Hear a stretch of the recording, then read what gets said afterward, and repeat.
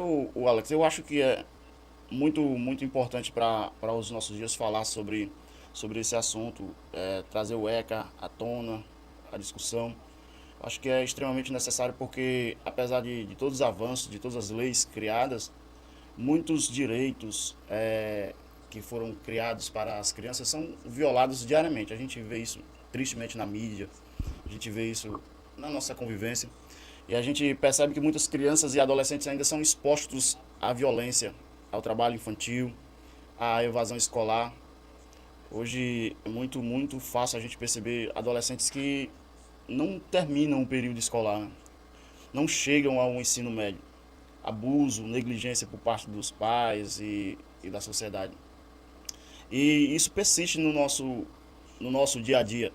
Às vezes a gente percebe, de um modo geral, falta de políticas públicas, também um desconhecimento da população acerca do que significa o ECA, por isso que a gente precisa conversar sobre esse assunto. Não são problemas pertinentes, né? Super concordo, Zeca. Super concordo, meu irmão. Muito das faltas de ações, né, que envolve criança e adolescente é também pela falta de conhecimento, né? E hoje existem leis que asseguram direitos a criança e adolescente, né? No caso, o ECA. Como já começamos a falar do ECA, o que é o ECA? O ECA é apenas uma sigla que faz referência a uma lei que foi criada em 1990. Que lei é essa? 8.069 de 1990, o conhecido ECA, Estatuto da Criança e Adolescente. E qual a principal, né, objetivo dessa lei que foi criada? Garantir direitos de crianças e adolescentes. Das demais formas, né? Um direito violado na saúde, uma criança precisa, um direito violado na educação, um direito violado quanto à alimentação, que é uma questão básica, né, da sobrevivência, o direito à vida, à cidadania, ao respeito e por aí vai. Durante todo esse nosso momento aqui, nós vamos estar conversando sobre alguns direitos, violações, o que fazer, quem faz, e aí vai ser, não tenho dúvida, um momento muito produtivo pra Alex, gente e pra quem tá escutando em casa. Alex, vamos falar aí pro pessoal que está escutando a gente, está vendo a gente pelo YouTube da Rádio Princesa dos Anassés. Quais são, quais são os trabalhos desenvolvidos pelo Conselho Tutelar? São quantos conselheiros hoje em dia aqui em São Gonçalo? Pronto. Nós estamos falando da atuação local e também nacional. E como está regido em lei, né, redigido em lei, sempre um conselho tutelar ele tem 5 membros. Como é que esses membros chegam a fazer para completar esse quadro? Através de um processo de escolha, Zeca. Esse processo de escolha é se dado, né, e a sociedade, né, que deposita através do voto a esse conselheiro, né, ao conselheiro que colocar o seu nome à disposição e assim na confiança que esse vá garantir direitos e deveres de criança e adolescente. Então é um mandato. É um mandato. E esse mandato ele é por 4 anos. Cada conselho tutelar no município, né? Até 100 mil, na relação a habitantes, 100 mil pessoas e tem que ter obrigatoriamente um conselho tutelar, um órgão do conselho tutelar. Uma população que tenha 100 mil. Para cada 100 mil, em lei, tem que Ah, ter um conselho tutelar com 5 conselheiros atuando na garantia de direitos e deveres, né, de criança e adolescente. e aí o Conselho Tutelar, ele é o responsável por fiscalizar o cumprimento do estatuto no município, né? Na região, né? Com certeza, todas essas leis que está, né, todas essas diretrizes que está no ECA, né, e ali tem leis que garantem esses direitos, quem é que é o autor, a pessoa que garante, né, a pessoa que fica observando se está sendo garantido ou não esses direitos àquela criança adolescente? Esse profissional, né, esse ator, como nós chamamos, é o conselheiro tutelar, E o Conselho Tutelar foi criado praticamente junto com o estatuto, né? na mesma lei. Uma coisa é o conselho, né, e o conselheiro, né, o estatuto da criança e o órgão também foram criados na mesma lei, 8.069 de 1990. O conselho tem, assim, os conselheiros eles podem fiscalizar. E Alex, assim, como funciona? Vem uma denúncia, Pronto. Alguma denúncia assim? Nós costumamos dizer que é sempre, né, anônimo, a denúncia ela é feita e ela pode chegar de várias formas no nosso órgão para que nós possamos, né, averiguar. Em São Gonçalo do Amarante, nós temos uma população infanto-juvenil ou crianças e adolescentes, podendo se dizer, de 15 a 20 mil em base, né? De 15 a 18 mil, sendo que datada no ensino fundamental tem aproximadamente 14.500 crianças e no ensino médio quase 3 mil adolescentes. E essas crianças e adolescentes, elas sempre são vistas pelo órgão, né, com prioridade. Agora, o que é que acontece? como são uma população grande, pode-se dizer, eu falando só de criança e adolescente nesse momento, quase 18 mil, e existe apenas 5 conselheiros, né, em um território grande, extenso, pode-se dizer que, territorialmente falando, São Gonçalo do Amarante ele é maior do que Fortaleza. E para os conselheiros agirem, precisa chegar as denúncias, não é? Como é que nós vamos instalar no órgão sem saber o que é está acontecendo? Um exemplo no Cágado, né? Que já é quase em extrema com Paraipaba. Se não chegar a denúncia, nós vamos ter como agir. Chegando essa denúncia, que ela pode chegar de várias formas, né? E mais na frente nós vamos falar os canais de denúncia aqui, viu, Zeca? Para onde estiver em alcance aqui desse áudio que esteja chegando, também pela mídia, né, YouTube, onde possa chegar, a gente vai deixar aqui os canais. Chegando essa denúncia, a gente vai de primeiro averiguar, né? E investigar se de fato aquele direito está sendo violado com aquela criança com a qual foi denunciada, né? O violador, no caso. A gente, entendendo que houve a denúncia, que houve o direito violado, assim a gente vamos fazer as requisições que forem necessárias para aquela criança. Aí, Alex, o conselho ele pode trabalhar assim em parceria com o Ministério Público, é? Pronto.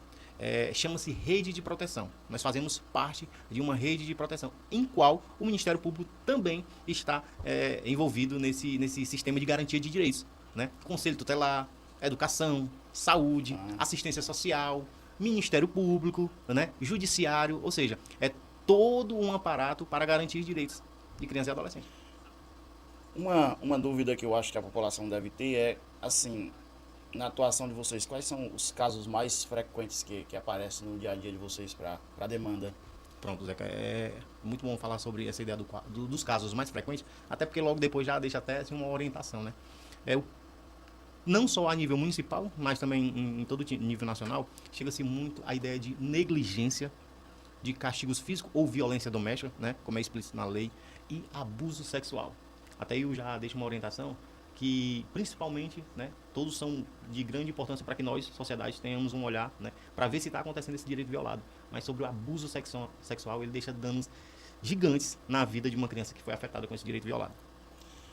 E são marcas que levam a vida inteira, né? Com certeza. A memória da criança é afetada.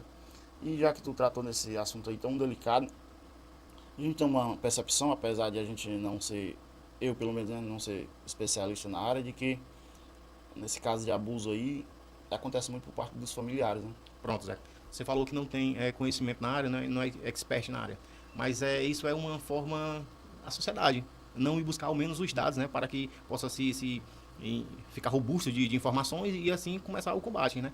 Mas por que também se não pode ser muito a conhecimento os casos em si, os números, sim, os números eles estão aí, né, estão de forma nas mídias, meios digitais, nos equipamentos a gente consegue falar, mas dos casos em si, por conta de haver um sigilo trabalhando com criança e adolescente, não pode se falar. Mas dentro do município, sim, Zeca, nós temos muito caso de abuso sexual de criança e adolescente. E, como você falou, isso consiste mais na ideia de quem está perto.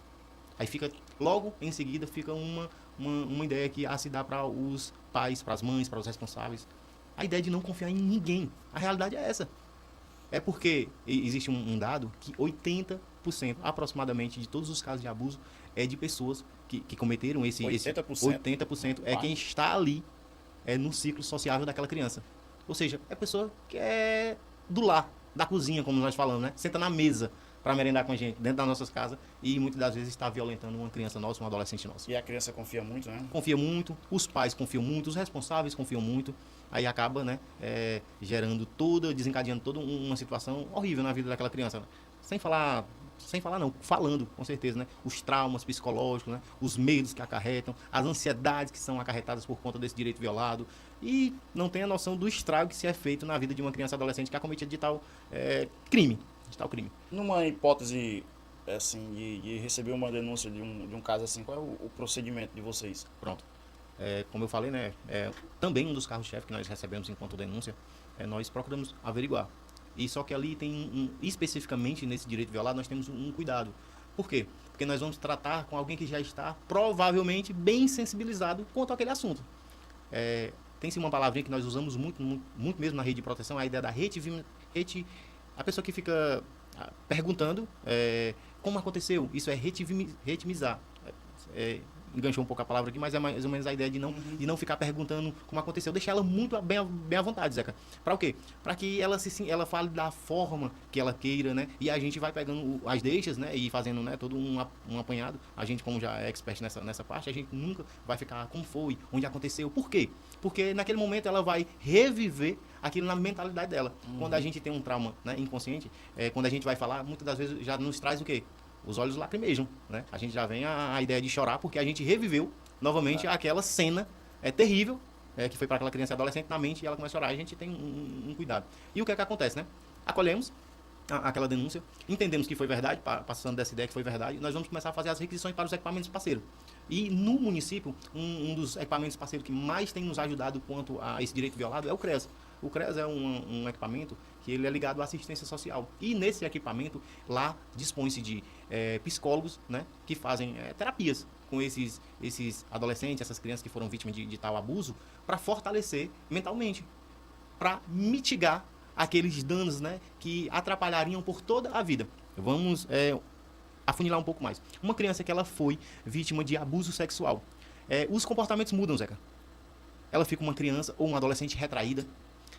A depender do sexo que cometeu aquele abuso, pode ser homem, pode ser mulher, vamos dizer que foi um homem. Aqui em exemplo, ela vai passar a olhar para a figura masculina com um pouco de repulsão, não vai querer estar próximo. Quando ela vê, principalmente, que eu disse que a maioria das vezes é no seio familiar, no seio da sociedade ali próximo, ela vai ficar com muito medo, né? Vai acarretar algumas doenças, se não for tratado. Por isso que o Conselho Tutelar eles faz essa requisição aos equipamentos parceiros para que possamos mitigar os danos sofridos momentaneamente e também futuramente daquela criança e adolescente, Zé.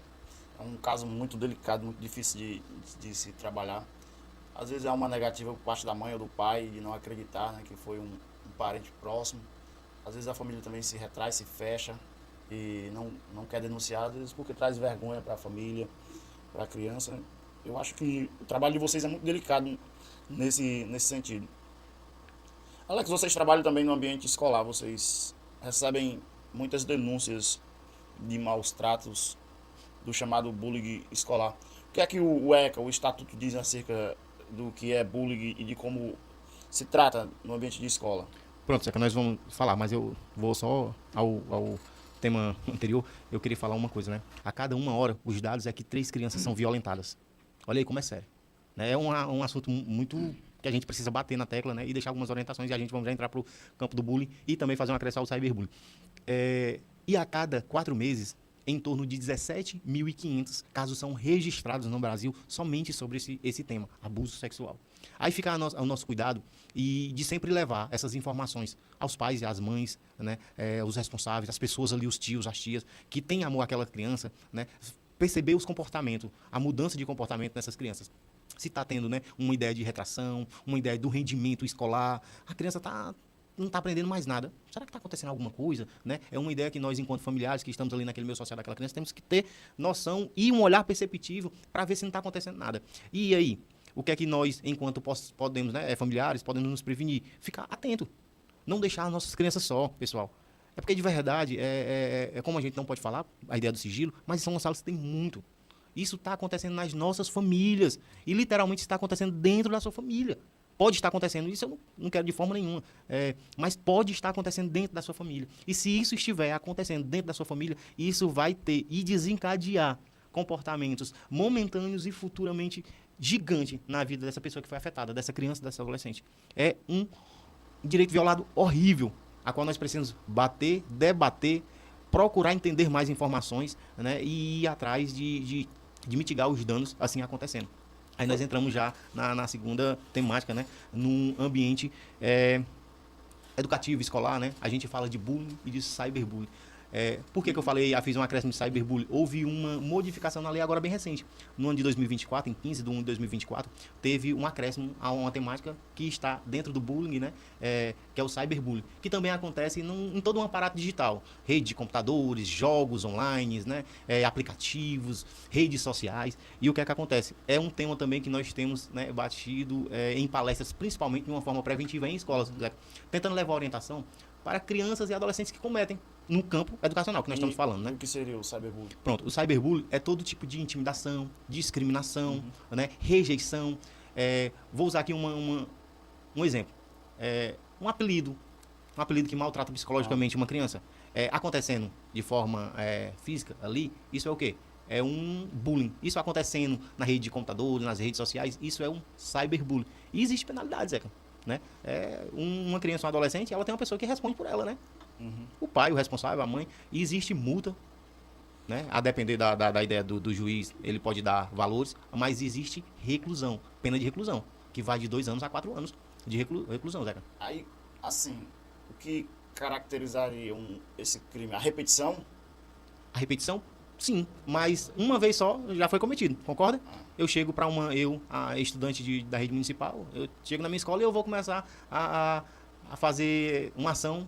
A primeira vez já houve o bullying. Eu comecei sei lá, falar com uma criança que ela era uma coisa que ela não gosta, né? E ela se sentiu o quê? Ela se sentiu ofendida. E isso vai desencadear o quê? O estresse mental, né? Possibilidades futuramente sendo repetida de forma repetida, o que? Uma ansiedade, um transtorno mental, literalmente isso pode acontecer. Porque se vem uma ansiedade, futuramente, se não for cuidado, pode acontecer de ter algo mais sério. Eu acredito que vocês trabalham muito num trabalho preventivo, né? Palestra, dentro de escola. Aí como funciona? Funciona como uma parceria com as escolas, com a diretoria? Pronto. Nós somos requisitados, né? Via e-mail ou então até WhatsApp lá no órgão, mandando um ofício, mandando um documento que nos requisite tal dia para que possamos fazer palestra. E nós também trabalhamos alguns temas durante o ano principais, mas nós sempre estamos nos colégios, né? Em momentos com alunos, trabalhando algumas temáticas, a qual essa é incluída. Né? É um tema muito pertinente a trabalhar no campo educacional junto com as crianças. Ela vindo uma criança vindo de um lar que ele é desestruturado, onde há muito palavrão, onde há, né, de forma normal, esculhambar o próximo, denigrir a imagem, ela vai já de forma tranquila repetir aquilo no meio da sociedade ali dentro das escolas. Isso vai maltratar outras crianças, né? Eu acho que a sociedade, nós como sociedade, a gente dá pouca importância nesse aspecto, né? Que é a formação, o meio no qual a gente cresce, cria-se, molda a mente, a nossa percepção de vida e de existência.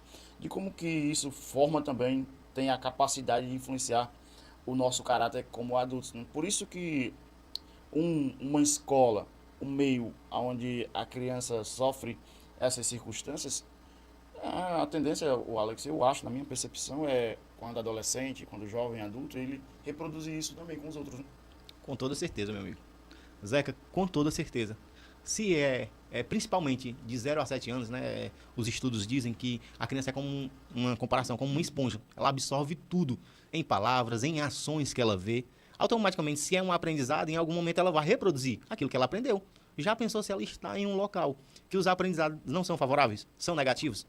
Como é que não vai ser a reprodução? Não é isso?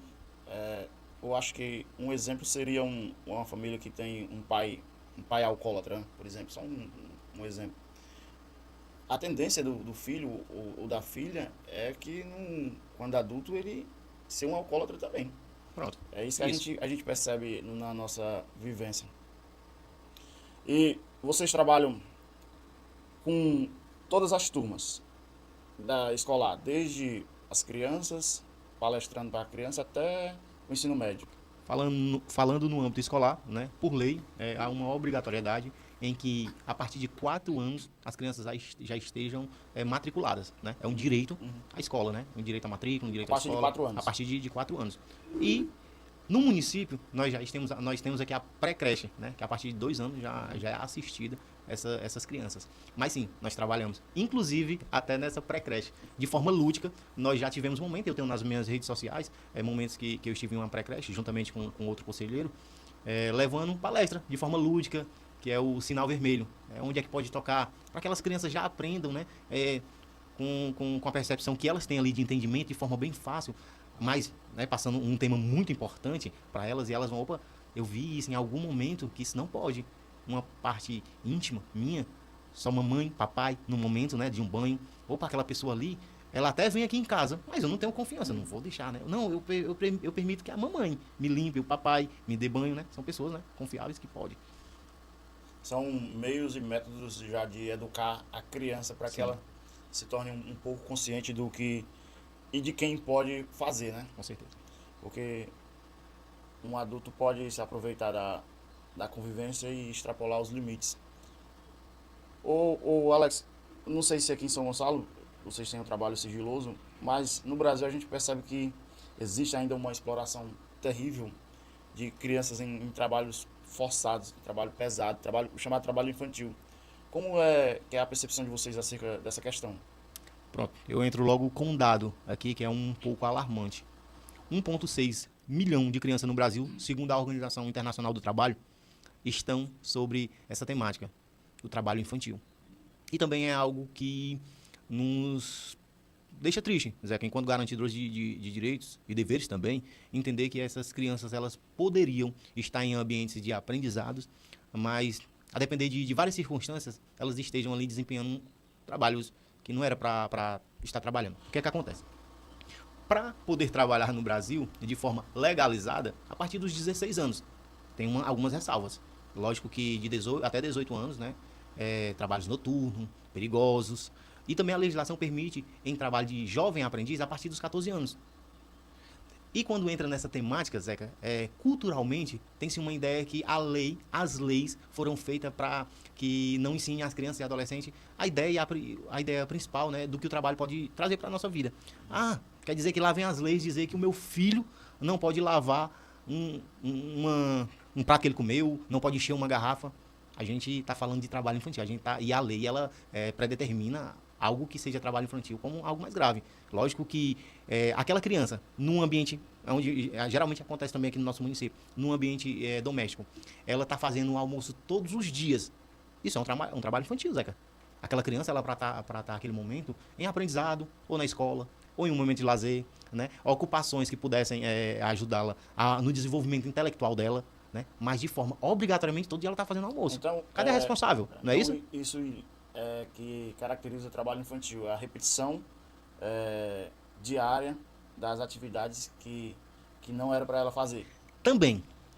Vejamos por quê. Ela pode ajudar ali a mãe, de forma, né, esporádica, a lavar uma panela ali que a mãe pediu. Não foi tranquilo? Isso aconteceu algo com ela que tirasse a normalidade dela, os direitos dela? Não. Mas ela tem a obrigatoriedade, Zeca, de fazer aquilo todos os dias. Não pode. Não pode. Eu acho que essa questão deve ficar bem clara, porque aí é a diferença entre trabalho infantil e as atividades que é permitido por lei, né? Pois é, isso é uma ideia mais cultural, Zeca. Pelo longo do tempo, foi se identificado que as leis elas querem só punir os pais, e não é verdade, né? Por conta que eu cuido ou deixo de fazer algum tipo de cuidado que eu acho necessário para o aprendizado do meu filho. Não, eu estou ensinando isso aqui por amor. A lei não entende assim em algumas questões. Não. A ideia de ensinar por amor também parte do pressuposto que aquela criança possa estar usando aquele momento ali de aprendizado para a forma intelectual dela, né? A forma acadêmica dela, a forma social dela também, né? Que é um direito também que pode ser violado, o direito ao lazer. Ela pode estar fazendo outras atividades, mas de forma obrigatória, todas as manhãs uma criança está fazendo almoço. Todas as manhãs uma criança está indo para o mercantil ajudar o pai, que tem um exemplo no supermercado, com carga e descarga. Tá ajudando aqui na família e tal, para ele ser um bom cidadão. A lei, né, a depender de como sejam feitos esses trabalhos, ela veda. Vou ser honesto. A lei, ela veda, Zeca. Quais são as situações mais comuns de trabalho infantil no Brasil? Pronto. Vem-se uma questão mais da forma socioeconômica, Zeca. Crianças, elas são submetidas a essa situação de trabalho infantil, geralmente, em grande escala, para ajudar no sustento familiar. Para ajudar o papai, ajudar a mamãe. E isso, a gente querendo ou não, vai virando expert dessa temática. E o Estado, ele entra em contrapartida com algumas situações que são as chamadas políticas públicas para diminuir esses números. Aí entram os programas de transferências de renda, né? Os conhecidos, o mais conhecido deles é o Bolsa Família. Os municípios, né, também têm as suas também contrapartida nessas políticas públicas, entram com algum tipo de voucher, algum tipo de cartão, algum tipo de, né, ajuda financeira, para que no final de tudo essas crianças estejam na escola, estejam no lazer, estejam cuidando da saúde, estejam brincando, né, naquele momento ali de crescimento intelectual, acadêmico. Para quê? Para que ela não precise estar trabalhando. Uma coisa que a gente percebe claramente é que uma cidade, à medida que uma cidade vai se desenvolvendo, transparece mais essa questão. A gente vê muitas crianças pedindo na porta de comércio, né? Pronto. Nos sinais. A gente via muito isso em capital, por exemplo. A gente vai em Fortaleza, a gente vê isso. Mas aqui no nosso município, por exemplo, São Gonçalo do Amarante, a gente já vendo isso também, né? A gente vai na padaria pela manhã, já tem 2, 3 crianças pedindo ali, enquanto os pais observam de longe. Cadê o conselho tutelar nessa hora, Zeca? Que não vai ali garantir o direito dessa criança, que geralmente, né, em grande maioria das vezes, é contra a alimentação, porque ela tá ali para ajudar na renda familiar. Sim. Eu, particularmente, tive de ir algumas vezes. Lógico que tem que se chegar à denúncia. Lógico, se eu ver, como algumas vezes eu fui em supermercados aqui do município, e eu vi uma criança ali com um direito violado fazendo aquele tipo de trabalho que não era para estar sendo feito, está sendo exposta daquela forma ali, eu já chegava, né, nela, tentava entender. A gente procura entender a situação. Opa, você é da onde, amigo? Cadê sua mãe? Posso ir com você na sua casa? Vamos lá, vou lhe deixar e tal. Quero conversar com ela. Aí eu, né, e todos os conselheiros passamos as orientações. A gente procura entender logo se aquela família ali, ela está cadastrada em algum tipo de transferência, programa de transferência de renda, Zé. Porque o mínimo básico para alimentação, esses programas de transferência, ele vai te dar suporte, né? Apesar de que, infelizmente, acho que devido às circunstâncias, o tipo de mentalidade, muitas famílias usam esses programas de transferência de renda para outra utilidade, né? Acho que muito boa, assim, parte da mentalidade e também depende das circunstâncias da necessidade, né, para pagar outras contas, né? Pronto, isso é uma realidade.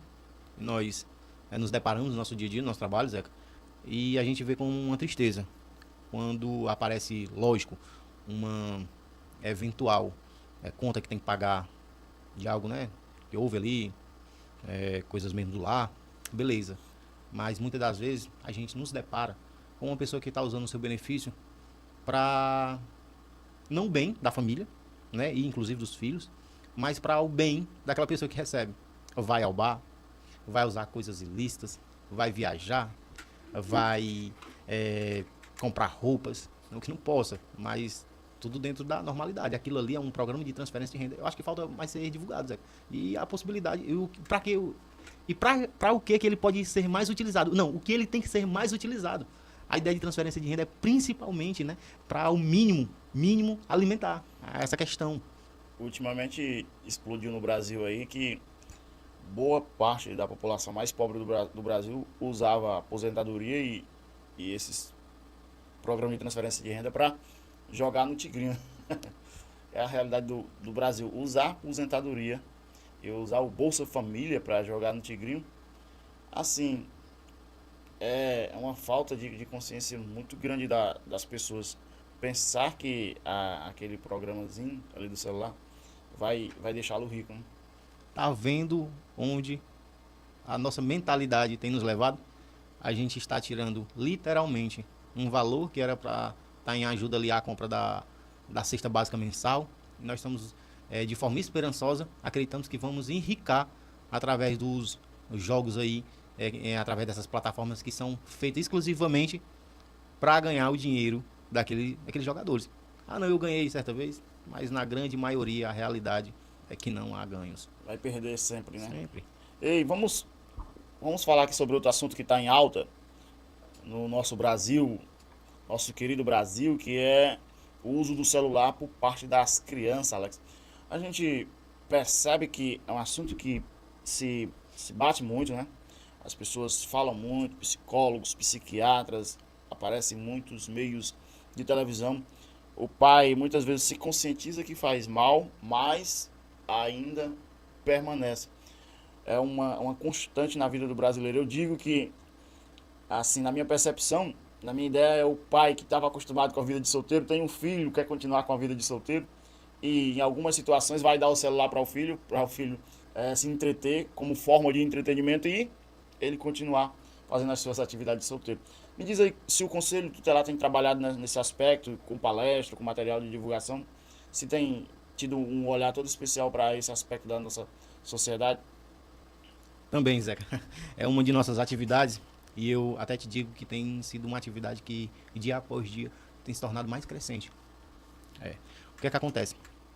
Logo ali no começo da vida, uma criança que ainda nem fala, se é dado em mãos um telefone que aparentemente não tem nenhum tipo de malícia do pai. Muitas das vezes falta informação, mas há aquela aparentemente simples ação, aquela criança fica mais calma enquanto ela precisa fazer alguma fase em casa, uma limpeza, o almoço e tal, vai desencadear algumas coisas no cérebro dessa criança que vai afetar para a vida toda.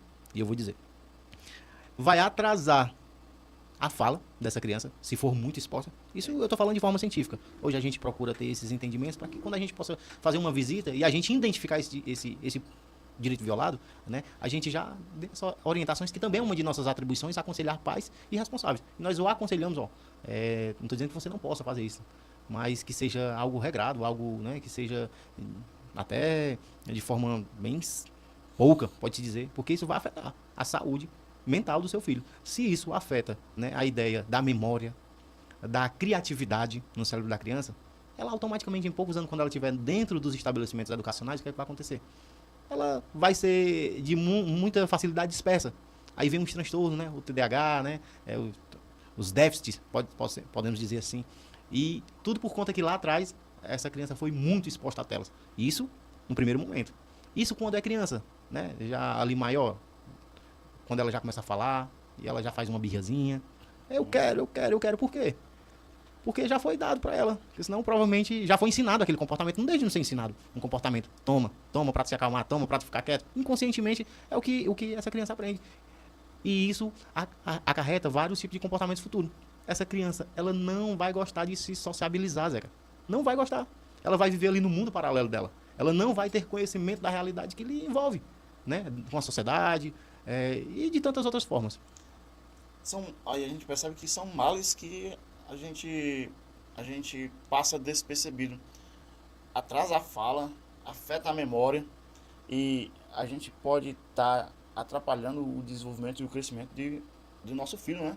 Com toda certeza. E olha que aqui eu falei no primeiro momento, mas repetido por longo período, há-se uma ideia de ter um estresse, né, desencadeado por esse ser humano que foi muito exposto a telas, mas ainda a ideia de transtornos mentais, literalmente. E isso não é a Alex que está chegando aqui querendo amedrontar, viu, Zeca, os ouvintes de forma nenhuma. Isso aí são informações que estão no campo dos estudos, né, de pessoas que foram acompanhadas, que teve acesso em telas. Vai desencadear em alguns momentos estresse, comportamentos, né, mentais, a depender do volume que foi exposto essa criança aos equipamentos, né, tecnológicos, né, telefone, tablets, computadores, enfim. Vocês têm trabalhado, eu acho que pesado nessa área de abandono escolar, de muitos alunos, independente das circunstâncias, têm abandonado o ensino. Assim, tu pode dizer para nós como está a situação aqui em São Gonçalo, nessa questão de abandono? Hoje nós temos evasão escolar e abandono escolar, um pouco de diferençazinha. Evasão escolar, nós estamos em 0,001, alguma coisa assim, em porcentagem. Eu estava outro dia, junto com algumas pessoas da Secretaria de Educação, vendo essa situação, porque é algo que nós tentamos trabalhar com muita força, para que essas crianças estejam no meio ali da escola, né, tendo os seus aprendizados para aquela determinada idade. E um dos casos remete até ao tema anterior. A criança não vem e faz uma birrinha porque quer ficar em casa. Tem vezes que não está doente por conta do telefone. Tem atrapalhado de forma assim integral. É em torno hoje de 20 a 25 crianças no município, né, que está uma problemática nessa situação. Né, desse quadro de 17, entre 15 e 18 mil alunos, tem em torno de 20 que a gente está trabalhando assim bem forte para que acompanhando para que essas crianças estejam, né, envolvidas com mais frequência ali no campo educacional. E lógico, eu, enquanto representando também um órgão, eu vou ser muito honesto aqui, Zé, e dizer que a gente precisa a melhorar muito, né? A gente quer zerado, a gente quer que todas as crianças estejam dentro dos seus direitos garantidos também, né? E dentro dos espaços que são ofertados a elas, e aprendendo na determinada data de idade que elas precisam, isso para o crescimento. O que é que o Estado, de forma muito inteligente, através dos estatutos, procura garantir esse direito? Porque entende que são etapas. Né? Se uma criança hoje ela não está onde é para ela estar, fazendo o que ela deve estar, né, da forma saudável, em 10 anos, essa criança vai virar um adolescente ou um adulto que vai dar grande dor de cabeça ao Estado. Tá entendendo? E vai sair bem mais caro para o Estado. Isso é uma forma inteligente, que há debates para a construção dessas leis, né? Há fóruns, né? E isso com profissionais que, né, que entende a ideia do psique humano, trabalha essa temática criança e adolescente, comportamentos, né, ações, enfim. É um negócio, é um mundo, Zeca. De verdade é um mundo, essa ideia de trabalhar com criança e adolescente, irmão. Como na prática vocês agem ativamente nessa questão de abandono ou evasão escolar? Como é na prática? Pronto. Chegou ao nosso conhecimento, a priori, chega pela escola, não é? Porque é lá que tem os registros do volume de faltas e nós fazemos uma visita. E procuramos identificar e investigar o porquê não está acontecendo normal. Qual é o normal? A criança está no seio escolar. Algumas das vezes, né? Hoje acontece de nós fazer uma visita e a criança ela está, de novo, muito envolvida com telas. Acontece. Não toda vez quando eu vou arrumar o pai, o responsável fala. O pai e a mãe responsável. Toda vez é um choro e tal. Assim, ó, essa criança ela ainda precisa ser ensinada. Ela tem 6 anos. Ela que está ensinando aqui a forma de convivência, ela que dá as regras e é acatada, não. Existem deveres. E existem deveres também aos pais que têm que cumprir, Zeca. Né? E a ideia de educar, ela é primeiro pelos pais responsáveis. Se o pai não escrever a criança, o que acontece em uma creche? A penalidade. Ele está violando um direito que é garantido em lei. E é um dever dele? E é um dever, com certeza. Eu, enquanto pai, enquanto responsável, eu tenho alguns deveres a cumprir. Né? Educar é um deles. E educar passa... a ideia de matricular passa a ideia de eu ir ao colégio, né? Quais são as penalidades em último caso, assim, em um caso extremo que acontece? Primeiro o pai é notificado e depois... Pronto, eu vou falar aqui, aí eu vou me remeter um pouco antes, Zeca, porque culturalmente já tem-se uma ideia que o Conselho Tutelar tira crianças, né? dos pais, dos responsáveis. E isso pode acontecer? Pode. Mas eu vou dar a explicação que isso é muito longe. Pessoal, ouvintes, para isso acontecer, tem se passado um protocolo, vou dizer assim, gigante. Se vê o final, né? A sociedade, e muitas das vezes até de forma sem conhecimento, e eu até entendo, em partes, né? Que é bom você sempre buscar conhecimento. Eu soube que o Conselho Tutelar tirou uma criança do seu familiar. Que Conselho Tutelar ruim. Mas isso é apenas um mito de forma cultural. Nesse caso específico, Zé, existe um protocolo. Primeiro, se não é feita uma visita, tentar identificar a situação que levou aquela criança a estar ali fora. E também já envolve a ideia do dever e as orientações e aconselhamento aos pais responsáveis. Você precisa, amigo. Isso está ditado em lei. Você precisa levar o seu filho. Não, por conta do seu... Isso é desculpa.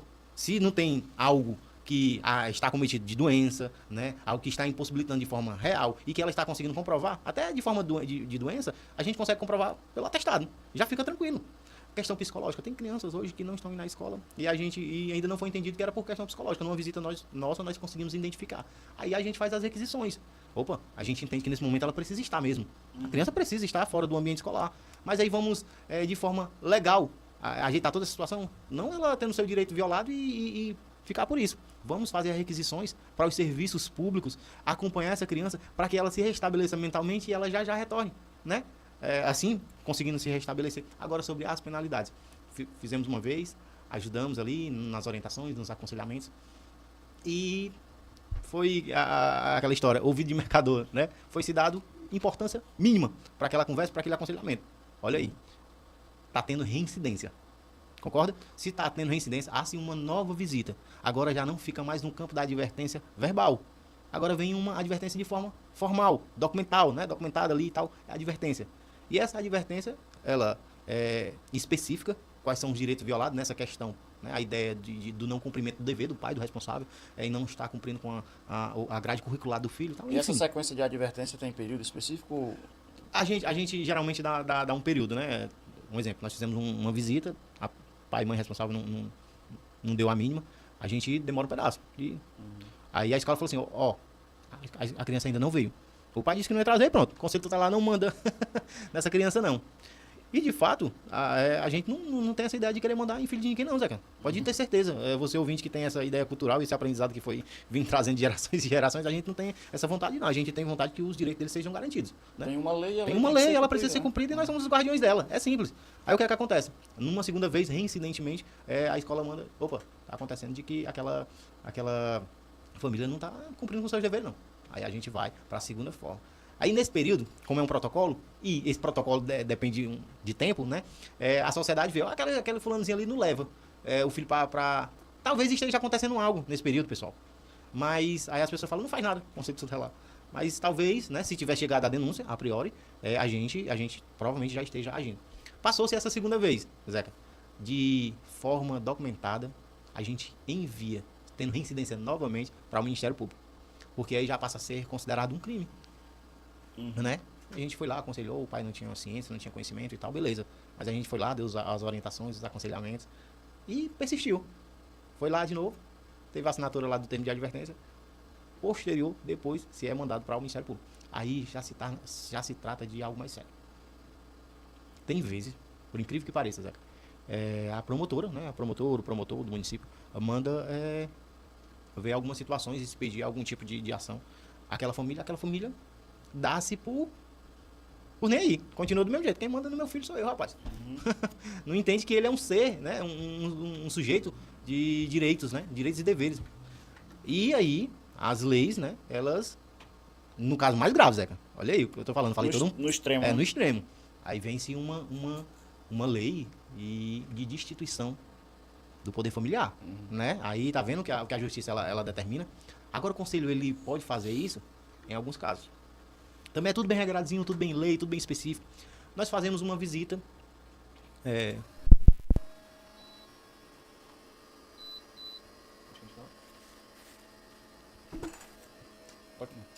Nós fazemos uma visita, Zeca, e nós identificamos logo ali de imediato, vou falar uma situação também bem complicada, né? Bem extrema.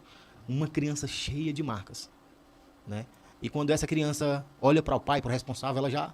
A visão que nós temos é que ela está muito amedrontada, né? Ela está muito estressada, né? Por conta da situação e da convivência que ela está vivendo. E ali a gente já tem que agir. Nós fizemos visita, sim. Que de imediato nós tivemos que tirar um adolescente. De da imediato? Casa. De imediato. Porque a adolescente pediu, pelo amor de Deus, me tira daqui. Agora veja se é interessante, você que está nos ouvindo aqui nessa manhã, você ter conhecimento de alguém que está sendo literalmente espancado e você não agir. É verdade.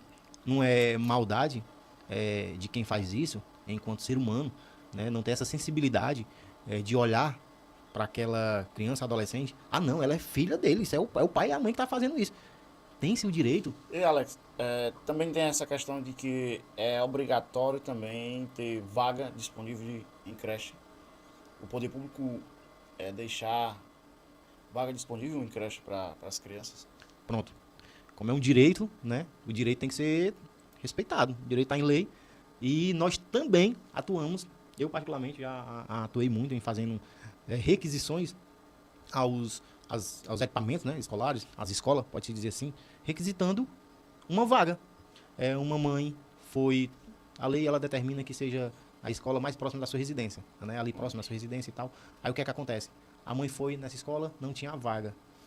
Ou então está faltando, em algum momento aí, está tendo algum erro do poder público na criação de novas escolas, novos espaços, né, para que essas crianças que, né, populacionalmente está crescendo, essas crianças sejam abraçadas pelo poder público no campo educacional das escolas. E a gente vai lá e requisita. É poder público.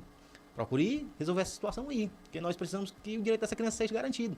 Né? Eu, particularmente, aí entra a ideia da autonomia. Né? A gente falou do órgão um pouco mais atrás, e eu vou fazer um acréscimo. Entra a ideia da autonomia. É por isso que nós somos autônomos. Né? Nós somos ligados administrativamente, hoje aqui no município, a pasta da assistência social, mas nós somos autônomos quanto às nossas deliberações, atribuições, decisões e requisições. Já pensou que eu tenha que fazer uma requisição à educação? Como assim? Nós já fizemos, né? Precisava de uma vaga e tal, e aí a gente foi lá e requisitou. Se a gente não fosse autônomo, a gente provavelmente não poderia ter essa ideia, essa atribuição de fazer essa requisição. Eu, hoje, né, enquanto conselho tutelar, o colegiado conselho tutelar e o órgão conselho tutelar, ele é ligado administrativamente à pasta da assistência social. Eu faço uma visita em uma casa, Zeca, e eu entendo ali que aquela criança está tendo o seu direito violado quanto à parte alimentar. Eu tenho que fazer o quê? Uma requisição na assistência social. Ali tem o CRAS, né, que, sei lá, se for preciso dispor de cestas básicas, né, a gente vai ter que fazer. Se for rompimento de vínculo, fortalecimento de vínculo, tem CRES, tem CRAS, a gente vai ter que fazer algo que está ligado à assistência social. Se eu não tivesse autonomia enquanto órgão, como é que eu ia poder, né, fazer, além de fazer essa requisição, depois fazer a cobrança, né? Tá tendo essa garantia desse direito para essa criança, né? E aqui no município, assim, que bom que a gente está tendo uma parceria muito boa com os equipamentos, né? E eu vou até enaltecer aqui que todas as requisições que nós temos feito aos equipamentos têm sido, né, atendidas essas crianças. E a gente fica muito feliz, Zeca, né? A gente precisa que essas crianças estejam sendo respeitadas como um sujeito de direito. Tem uma questão também muito delicada, que quando o adolescente ele chega a uma fase que ele também não respeita o pai ou a mãe e ele não quer mais ir também para a escola, né? Ele desiste do processo escolar. Eu não sei como é que é o processo que vocês fazem com esse tipo de situação. Também tem adolescentes em acompanhamento conosco lá do órgão nessa situação, Zeca. Chegar aos 15 anos, 16, 17, o adolescente ele diz, eu não quero mais para a escola. O que fazer nesse momento? Né? Por quê? Nesse momento o pai já perdeu, como se diz, as estribeiras, já perdeu a rédea, já perdeu o quê? O domínio, né? Aí agora chama os órgãos. Houve uma falha na educação lá atrás, porque se um adolescente com 14, 15 anos já não tem a ideia de obediência, que é um dever ditado em lei, houve um erro em algum momento. E não é hora de culpar, mas é a hora de a gente tentar agir. Nós fazemos uma visita, procuramos orientar aquele adolescente que, graças a Deus, né, da forma assertiva, a lei é muito interessante, nos ajuda a contar isso. Na maioria das vezes, assim, 99,9% a gente tem logo assertividade logo de começo. Esses adolescentes retornam para o ambiente escolar, eles entendem, né, que eles têm deveres e por ter deveres, e se há quebra de dever em algum momento também pode ter tipos de penalidades, concorda? Né? Se está em lei, houve quebra, há penalidades, é simples. E ao entender, né, retornam e a gente fica muito feliz, né? Porque ele entendeu que aquela ideia de estar ali procurando aprendizado, crescimento é bom para ele. Em pouco tempo, em 3, 4 anos, ele vai estar disponível para o mercado de trabalho, né? E se ele não tiver com o estudo completo, concluído, já vai ser mais dificultoso. Muito difícil alguém sem o estudo e às vezes com o estudo completo, já com faculdade, ser inserido no mercado de trabalho. A vida de um adolescente desse, economicamente falando, vai ser terrível, né? Ele vai ter poucas opções de trabalho quando da vida adulta. E aí ele pode correr para opções não muito desejáveis. Com certeza, Zé.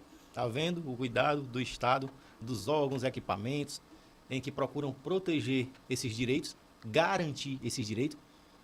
O planejamento, né, se for algo assertivo, de quem esteja, né, comandando nosso país, comandando, né, as nossas repartições a nível municipais, estaduais e federais, através de um processo de médio e longo prazo. E isso está englobado. Se uma criança e um adolescente ele está falhando em algum momento na adolescência com o seu dever também de estudar, ele provavelmente, no médio e no longo prazo, ele vai estar deixando de contribuir para a sociedade. E a gente sabe, por experiência, por observação, que a tendência é essa pessoa ficar à margem da sociedade. Ela se tornar um peso para a sociedade. Estar à margem da sociedade significa que ela vai contribuir pouco para a sociedade, vai contribuir pouco para a sua família nessa visão econômica, e o futuro dessa pessoa não é um futuro muito, muito agradável. Hoje, Alex, a gente percebe pelas pesquisas, a gente percebe pelas análises que nós temos uma grande porcentagem da população nessa situação, nesse estado. Já jovens desenvolvidos, já adultos, eles nem estudam e nem trabalham.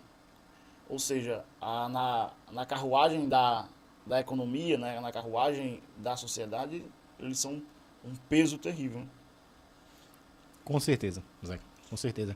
É até bem conhecida uma frasezinha de efeito, os jovens neném, né? Nem estudam e nem trabalham. Como muito bem você falou, meu amigo, isso desencadeará em pouco tempo uma situação triste. A realidade é essa.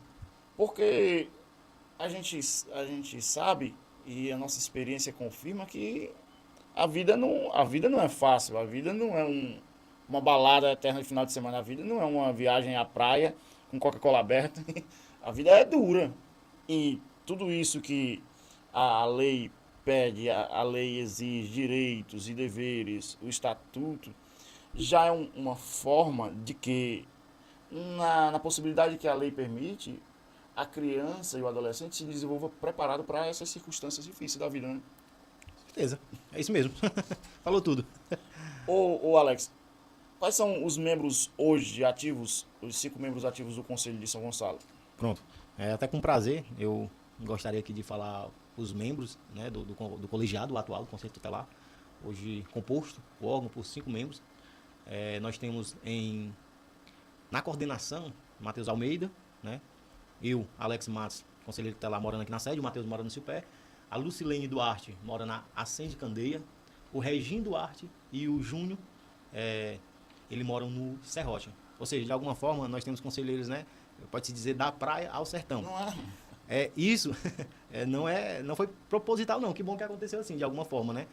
Foram 10 para um processo de escolha e os 5 que ficaram, né, que foram, né, de forma respeitosa pela população, assim, né, colocados lá, foram dessas determinadas localidades. Mas estamos lá junto, procurando desempenhar da melhor forma possível o nosso trabalho. Lógico, com muita coisa para aprender, né? Somos falhos, mas estamos ali numa luta constante, eu e os meus pares, né? Por profissionalização, por novos conhecimentos. Sempre tem que estar atualizado, né? Sempre tem que estar sair atualizado. Alguma regra nova, alguma lei nova, né? Hoje mesmo eu falei aqui de uma lei nova, né? E muito recente, 2024, né? E o que é que acontece? Se você não tiver atualizado, você vai, de alguma forma, estar deixando a mercê o seu trabalho, né? De forma mais assertiva. Alex, como é o processo de alguém colocar o nome à disposição para ser votado? Pronto, interessante. Uma das ideias, eu acho que mais repercutida, é você ter uma ficha limpa, Zeca. Falando sobre cyberbullying, olha aí como é interessante. Houve mudanças, né, agora recente, sobre essa temática, bullying, cyberbullying, tanto no artigo penal, né, no Código Penal, e também no Estatuto da Criança e do Adolescente. No artigo penal no Código Penal foi no artigo 167. Que deu, né, a ideia da reclusão e tal, que eu falei, mas no Estatuto da Criança e do Adolescente, como eu esqueci de falar, mas veio aqui agora, foi lá no artigo 59. No artigo 59, passou-se a criar uma regra que as instituições que trabalhem, né, escolas ou similares que trabalham com criança e adolescente, elas possam ter, né, um pedido dos seus colaboradores a cada 6 meses a ideia da ficha criminal, se está tudo limpo. E de forma muito assertiva. De quem trabalha com a criança, né? Professor, instrutor, coordenador. Com certeza. Aí por isso que me veio a lembrança quando tu me falaste sobre a ideia de o que fazer, né, para tentar ingressar ou se candidatar. Isso só em instituição oficial ou qualquer instituição que trabalha com criança? Escolas ou similares que trabalham oferecendo, né, trabalho para criança. Um exemplo, um reforço, um local que presta serviço de convivência, que tenha crianças, né? Tem criança sendo registrado ou não? Sendo registrada, né? Tem que ter CNPJ e tal, principalmente dos órgãos públicos, né? E na forma privada também. Na forma privada também, essas pessoas elas têm Isso atinge ONGs, sim, instituição religiosa. Trabalhou com criança e adolescente. Tem uma ficha criminal que não é interessante ali, Zeca. É difícil você receber a criança. Já não pode mais trabalhar. Não pode. Se for denunciada, há a possibilidade daquela pessoa ser destituída do cargo o que ela estiver exercendo. Aí me veio esse conhecimento, eu não poderia deixar de passar para os seus ouvintes, viu, Zeca? Aí a ideia de como eu, né, adentrar, acho que uma das mais principais é isso, né? Aí depois entra o senso de cada pessoa. Eu gosto de trabalhar com criança e adolescente, eu gosto de criança e adolescente. Tipo como se fosse uma vocação, né? É uma vocação, não deixa de ser uma missão, Zeca.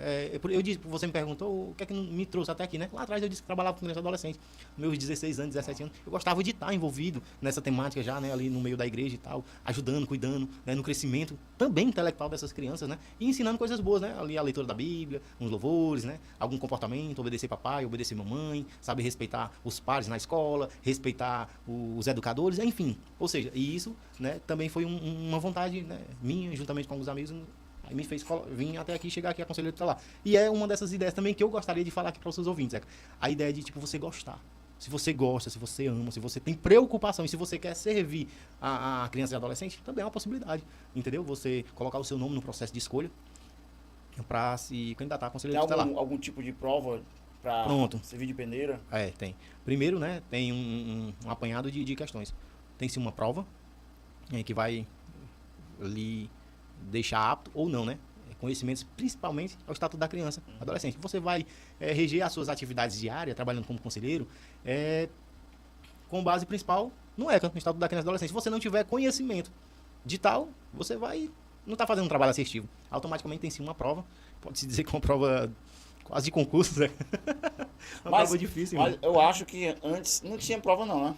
Não, era, mais para trás não tinha não, você só se candidatava. Né? Aí foram atualizando regras, né, legislação. Eu acho que ficou, pra mim, na minha percepção, na minha opinião, acho que ficou um pouco melhor, porque, querendo ou não, vai julgar se a pessoa, o candidato, conhece o material, o instrumento de trabalho dele, que é o ECA, né? Certeza. Você ter passado em uma prova, né, que é em caráter eliminatório, com a temática principal do norte que tu vai trabalhar no teu dia a dia, se ele já te deixa desclassificado, é sinal que foi os melhores, né, que passaram.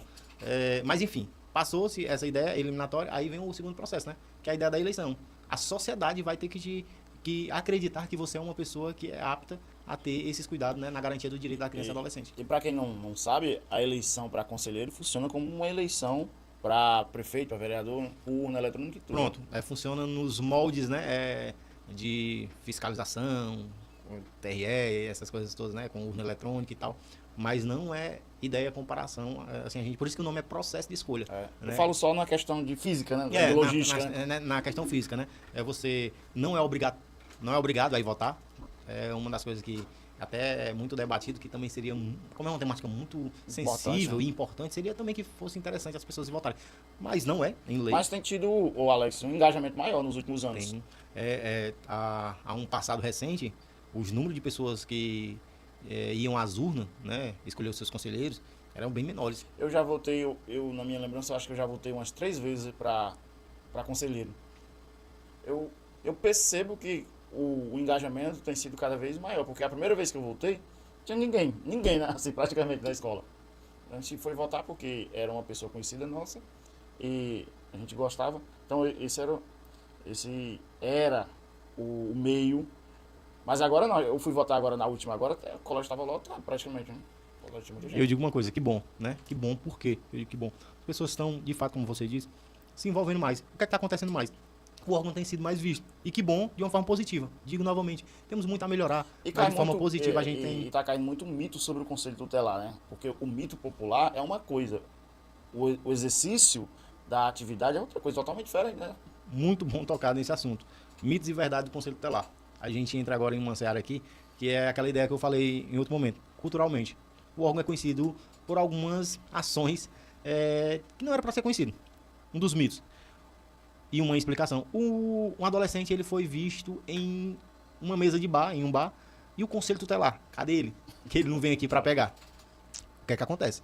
Ali não é atribuição legal de um conselheiro tutelar ir ali buscar aquele adolescente. Como é que é, rapaz? Você tá vendo que tem um direito sendo violado? O direito violado que está acontecendo ali é do dono do estabelecimento. Aquilo ali já é algo penal. Literalmente, Zeca. O que é que acontece? Está tendo uma venda, um exemplo de bebida alcoólica para um adolescente, está tendo uma regra que é quebrada de forma penal. Porque não pode vender, né? Não pode vender. Quem é que tem que ir ali? A polícia. Faça-se uma denúncia e pode fazer a polícia. Opa, está acontecendo isso.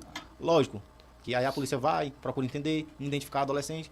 Aquele adolescente, por estar ali, provavelmente ele não teve uma educação, ou alguém não educou de forma mais firme, em que deixou ele muito à mercê para ele estar num ambiente desse, né? Complicado. Aí entra o conselho tutelar, para entender o que é que a gente pode intervir e ajudar na situação ou mental, educacional, né, daquele adolescente. E aí fazer as requisições que a gente pode fazer aos equipamentos parceiros. É essa questão que eu acho que o conselho precisa ser cada vez mais divulgado e a gente tem percebido que tem sido cada vez mais divulgado para cair esses mitos mesmo, de verdade.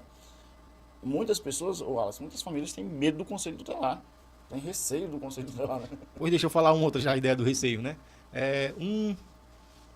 Um adolescente, ele está tendo alguns comportamentos que não são ali interessantes.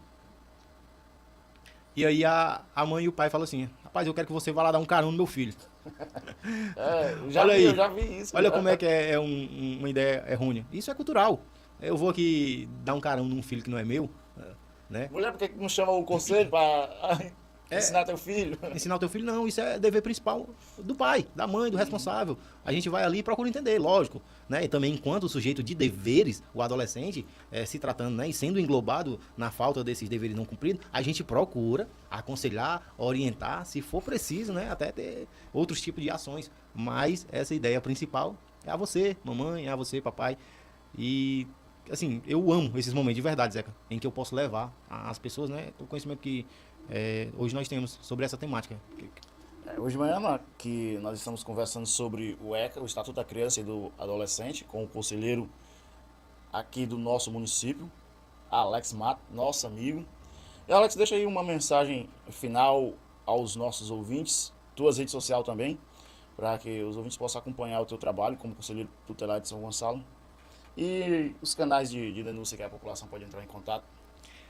Zeca, primeiramente, agradecer pelo espaço aberto aqui, para que nós possamos conversar de um tema assim delicado, sensível, mas de grande importância para a nossa comunidade, né? Nossa sociedade. Onde é que não tem uma criança? Qual a família que não tem uma criança? E a gente falou aqui de direitos e deveres, né, de crianças e adolescentes. Eu não tenho dúvida que ficou informações valiosas para as pessoas que estão nos escutando, viu, irmão? Fica o meu agradecimento, de verdade. Diálogos Talk, não é isso? Fica a ideia também, se em algum momento precisar ter novos momentos, a gente está à disposição enquanto órgão. Eu e os meus pares gostamos muito de levar essas informações. E você, ouvinte, está entendendo, depois dessa conversa, que conseguiu identificar um direito violado na sua rua, na sua comunidade, no seu distrito, você pode entrar em contato conosco. Precisa também tirar alguma dúvida, né, Alex? Tirar alguma dúvida, com certeza, né? Pode entrar em contato conosco. Na suspeita, tão mente só, suspeita de algum tipo de direito violado, você já pode fazer a denúncia. É a gente que vai averiguar. Lembrando também que são muitas denúncias e são poucos conselheiros, né? Se demorar um pouco, né? É normal. Né? É normal. Como eu falei, né? Há um momentinho atrás. No município quase 18 mil pessoas que são de alguma forma atendidas pela gente, que é nosso público-alvo, né? Criança e adolescente. Lógico que esses 17 mil, 18 mil são atendidos pela gente. Não, é uma porcentagem bem menor. Mas ainda pode-se dizer que assim, é bem relevante. Enfim, os nossos canais, número fixo e WhatsApp, 40 42 07 38. O nosso e-mail, contusg@gmail.com. Também pode ser feita uma denúncia através desse e-mail, que é o nosso, né, e-mail, contusg, né, de conselho, tusg, tutelar, SGA, né, contusg@gmail.com. E também pode ser feita presencial, aqui no município. Mas eu quero totalmente que ninguém nem me veja, nem saiba de onde. Pode ser feita também pelo Disque 100. O que é o Disque 100, Zeca? É uma plataforma nacional, a qual nós ligamos, né, e falamos qual é o município de origem. Essa plataforma nacional vai direcionar a denúncia. Né? Lógico, você tem que ter dados, né? Está acontecendo na rua tal, no número tal. Se souber nomes, melhor ainda. Está acontecendo um tipo de direito violado.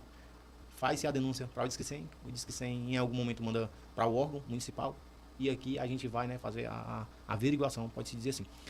Então, também as minhas redes sociais, quem quiser seguir, alex.matos.sga. E eu fico à disposição, Zeca. No Instagram, né? No Instagram, meu irmão. Um prazer grande a gente ter conversado hoje sobre o Conselho Tutelar, ter retirado algumas dúvidas, esclarecido algumas coisas. Eu sei que a gente não abrangeu muitos assuntos, sei que faltou assuntos para a gente tocar, mas tem outras oportunidades. E o bom é que o Conselho Tutelar, o trabalho, a atividade, está se tornando um pouco mais conhecido, divulgado e um pouco mais claro para a população. Um abraço a você que esteve nos assistindo e nos ouvindo. E até o próximo domingo, se nós tivermos a oportunidade, se Deus nos permitir, estarmos aqui no mesmo horário. Um grande abraço a cada um de vocês.